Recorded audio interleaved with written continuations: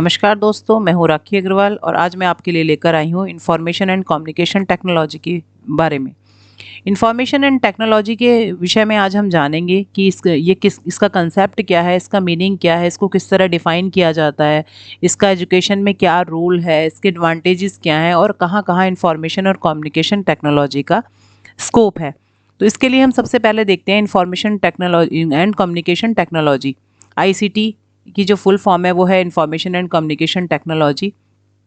It is an extensional term for information technology that stresses the role of unified communications and the integration of telecommunication and computers, as well as necessary enterprise software, middleware, storage, and audio-visual systems that enable users to access, store, transmit, and manipulate information.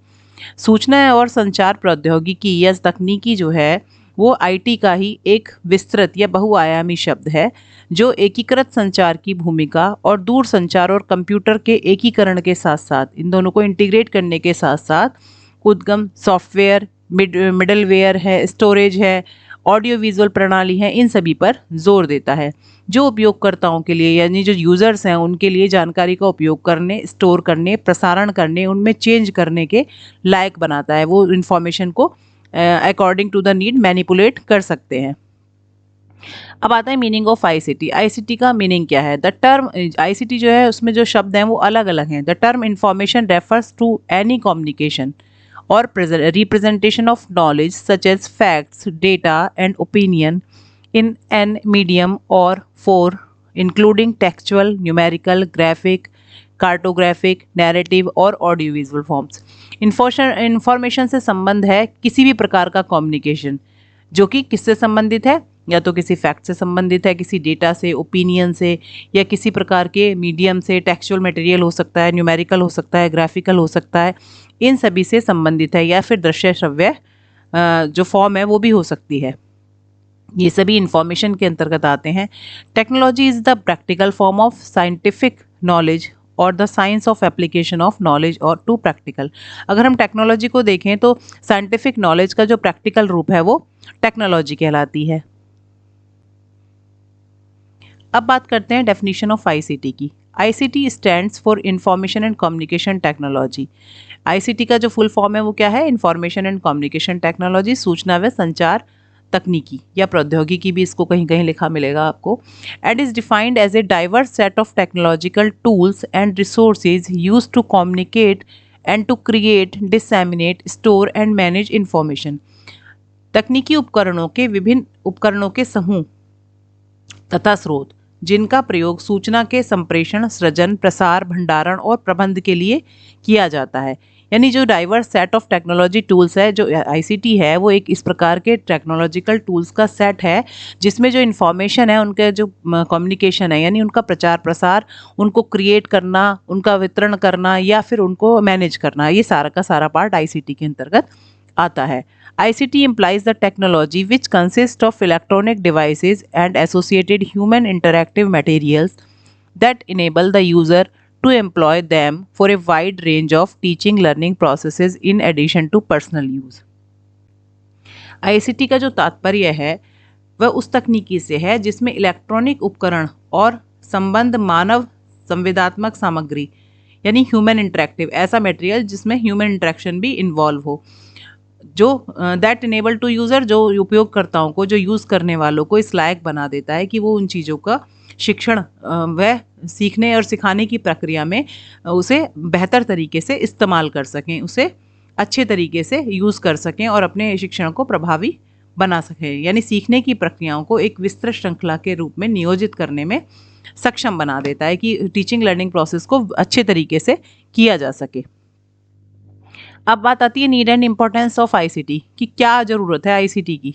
तो सबसे पहली ज़रूरत है for supporting new pedagogical method, नए pedagogical methods को support करने के लिए। सेकंड है एसेसिंग रिमोट रिसोर्सेज, यानी ऐसे रिसोर्सेज जो कि हर जगह अवेलेबल नहीं है उनको एसेस करने में आईसीटी हेल्प करती है। यानी बहुत सारे एजुकेशन का पार्ट ऐसा है, बहुत सारे क्षेत्र ऐसे हैं जो रिमोट एरियाज़ हैं जहाँ पर जो है एजुकेशन नहीं पहुँच पाती है, तो आईसीटी एक ऐसा मीडियम है जिससे वहाँ भी शिक्षा को पहुँचाया जा सकता है। इनेबलिंग कोलैबोरेशन को इनेबल करती है।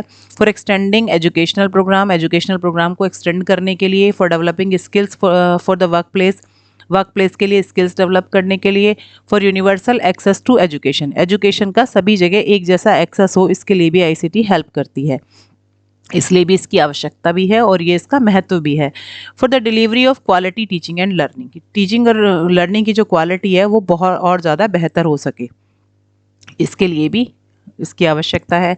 For professional development of teachers के प्रोफेशनल डेवलपमेंट के लिए। For more efficient educational management, governance and administration, और ज़्यादा अच्छे तरीके से एजुकेशन का मैनेजमेंट, गवर्नेंस और एडमिनिस्ट्रेशन हो, इसके लिए भी आईसीटी की आवश्यकता पड़ती है। अब बात करते हैं कैरेक्टरिस्टिक्स ऑफ आईसीटी। आईसीटी की क्या कैरेक्टरिस्टिक्स हैं?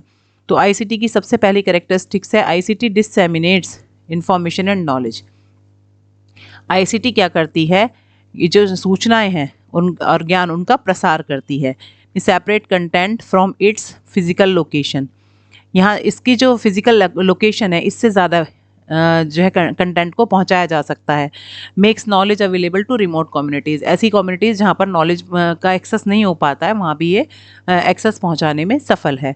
आईसीटी अलोज फॉर जीरो और डिक्लाइनिंग मार्जिनल कॉस्ट को कम करती है। Replication of content is free, content का रिप्लिकेशन फ्री हो जाता है, उस पर पैसा खर्च नहीं होता है।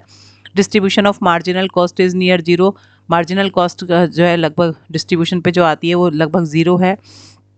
आईसीटी रिड्यूसेस ट्रांजैक्शन कॉस्ट को भी घटा देती है। तीसरी कैरेक्टरिस्टिक है आईसीटी एनहेंसेस एफिशिएंसी को बढ़ाती है। Has power to store, retrieve, sort, filter and distribute information. ICT में क्या वो है पावर? ये स्टोर भी कर सकती है, रिट्रीव भी कर सकती है और फिल्टर भी कर सकती है इंफॉर्मेशंस को। Makes processes and transactions leaner and more effective, जो प्रक्रिया है उसको बहुत ज़्यादा इफेक्टिव बनाती है।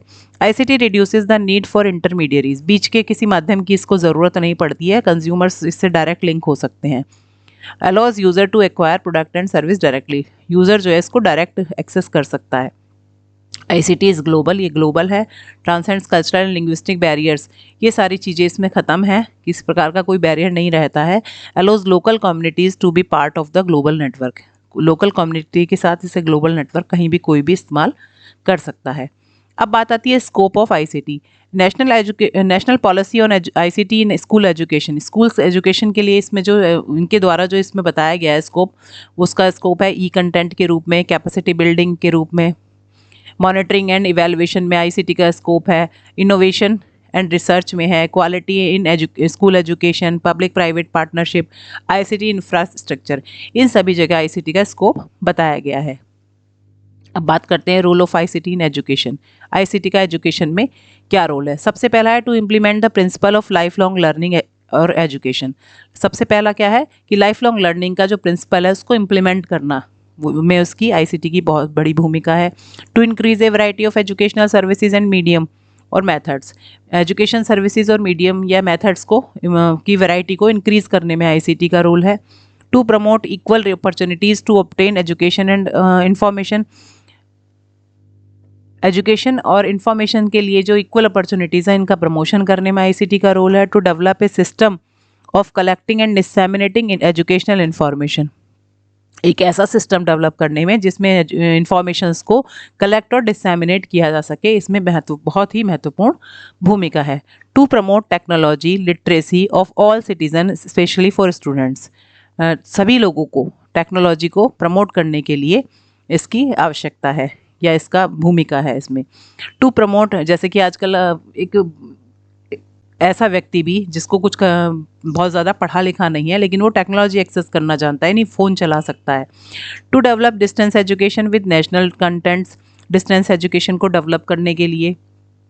To promote the culture of learning at schools में जो लर्निंग का जो कल्चर ऑफ लर्निंग है उसको प्रमोट करने के लिए। To support schools in sharing experience and information with others, schools को सपोर्ट करने में जिससे कि वो अपने इन्फॉर्मेशन को और एक्सपीरियंसेस को दूसरों के साथ शेयर कर सकें, यानी रिकॉर्ड करके वो बाहर भी कहीं डिस्प्ले कर सकें।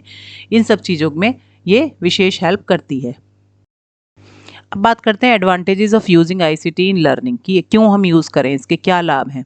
तो सबसे पहला है increase commitment to learning work के प्रति कमिटमेंट को इंक्रीज करती है।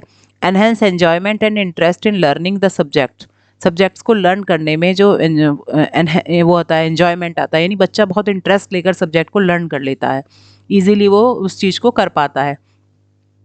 Enhance sense of achievement in learning and pride to in the work, जब बच्चे को कुछ करना आ जाता है या वो कुछ अच्छा अचीव कर लेता है तो उसको जो है बड़ी खुशी होती है, तो मोटिवेट होता है आगे भी लर्निंग के लिए। Increase in self directed learning को इंक्रीज करती है।